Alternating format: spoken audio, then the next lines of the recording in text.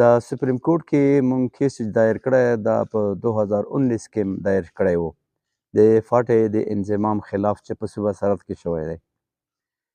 دا هغه راسې ډېر تاریخونه پکې وشول. ټولو نه آخري تاریخ په 9 مارچ 2022 کې شوی و. د روژې نه یو 10-15 ورځې مخکې 2022 کې او په آخري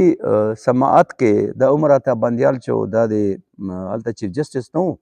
خو د هغ بینچ کم بینچ کې سماعت کې دا هیډ و نو ده په خپله هلته چې کوم ډایرکټیوز پاس کړل پاکې دا وویل چې چونکې په دا کیس کې ډېرې اهمې آئیني نکتې وچتې شوي دي نو هغې فیصله کولو لپاره دا بینچ چې دی د 3 کسو بینچ دا کافي نه دی نو دغه له لارجر بینچ جوړوو دا لارجر بینچ موږ اختر نه پس جوړ کړو نو سپریم کورټ دا طریقې کار دی چې لارجر بینچ جوړېږي نو باقي 15 ججان وي نو چې 15 ججان وي هغه څه نه به په که یوه ورځ وي که 2 ورځې وي که 3 ورځې صرف د یوه کیس دپاره جوړېږي همغه کیس اوري که په ورځ کې وي که په 2 کې وي که په 10 ورځې کې وي خو چې کومه پورې هغه کیس یې ختم کړی نه وي نو بس بینچ وي چې کیس ختم شي فیصله وکړي نو بینچ هم سره ختم شي بینچ بل کار نه کوي دا کوي نو هغه څه نه ما د بینچ چې دی که نه مونږ خو ډېر خوشحال شو مونږ چې څه اخري هغه منزل یې مونږ را نږدې شو ځکه چې مونږ کوم د عدالت چې کوم هغه ریمارکس هم اورېدل په ټولو تاریخونو کې و چې کوم هغه ابزرویشنز یې وو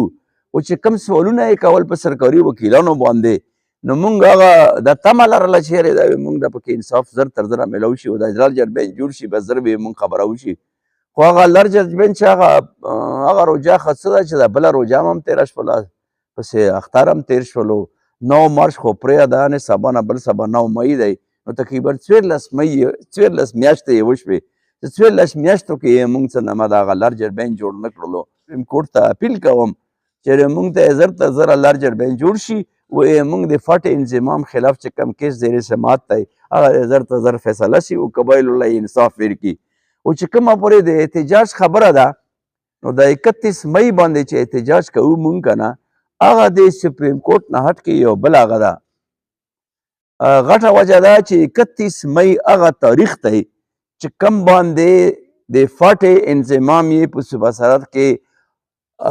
پوره کړی و صدر په دا ورځ باندې په هغه 25 آئیني ترمیم باندې دستخط وکړلو و فاټه د صوبه سرحد ایسا شوه نو هغه راسې چې کومه راسې دا انضمام شوی دی مونږ 31 مئی هر کال یو مسیحه مناوو مونږ پروګرام کېدی شي جوړ شي پر روانه هفته کې به مونږ یو اجلاس کوو چې کومه کمیټې مونږ په تتاره پارک کې جوړه کړې وه هغه یې راغواړو په هغه کې وې د 31 مئی او د یو هفته سیاه مناولو تفصیلات مونږ پکې فاینل کوو نو مخکې څه نه د هغه په وختو کې د چې کله د عمران وزیر اعظم په ټایم کې چې کوم قومي اسمبلی سپیکر و اسد قیصر هغه په وختو کې مونږ ته پوره یوه کمیټي یې جوړه کړې وه نو هغه کمیټي یې له څه پروپوزلز راکړي وو چې تاسو له یې دا وکړو تاسو له یې دا وکړو تاسو له یې دا وکړو پروپوزل یې تجاویز یې راکړي وو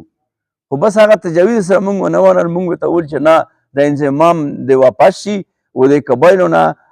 رایه واخله پوښتنه وکړه ریفرنډم وکړه چې دا یا په صوبه سرحد کې شاملېږي که نه شاملېږي نو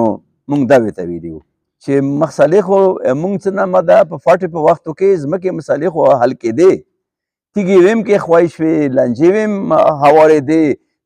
انصاف هم فری میلاوېدو بلکې انتهایی هغه ارزان انصاف هم میلاوېدو دلته خو مونږ یو کیس و زه به ته خپل مثال درکړم مونږ یو کیس و و مونږ عزیزانو مونږ په تپه باندې درخواست کړی و چېرې د شاه قاسم سره شریک دی نو هغه تاریخ په هغه کې په عدالت کې چې راووتلو نو مونږ پسې سمن راغلو مشرانو پسې سمن راغلو چې سمن راغلو نو مونږ وکیل له لړو وکیل هم نیو نو یې خو دعوا کړې چې ټول شاه قاسم سره شریک دی اوس 11,000 جریبه یې پکې یادې کړي چې 11,000 جریبه ځمکه ده ما یې دو سره نو چې وکیل له لاړم وکیل ته مې وویل چې دا ما باندې دعوا شوې ده مونږ په تپه باندې مشرانو سره ډېر مشرانو مونږ تپې چېرې ته مونږ له دا وکالت وکړه او دا غر له وکړه نو فیس خبره شوه نو ته وایې ریان لاړ شي چې دی ورته کوي چې